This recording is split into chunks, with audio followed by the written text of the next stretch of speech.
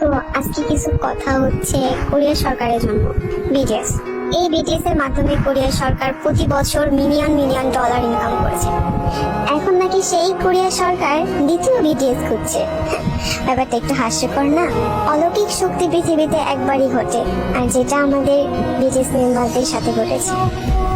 আমাদের BTS member সোগা একবার বলেছিল যে ক্যাপপ ব্যান্ড আবারও তৈরি হবে, কিন্তু বিটিএস কখনোই তৈরি হবে না। আর এটা আমরা মন থেকে বিশ্বাস করি, আর এটা সত্যি বাস্তব, কখনোই হবে না। ক্যাপপ গ্রুপ তো অনেকগুলাই আছে, কিন্তু বিটিএস গ্রুপের মতো কয়টা আছে? না কখনো ছিল আর না কখনো হবে, কারণ পৃথিবীতে অলৌকিক শক্তি একবারই ঘটে। বিটিএস কোনো ক্যাপপ ব্যান্ড না, এটা একটা ফ্যামিলি যা কোটি কোটি আর্মি নিয়ে গঠিত।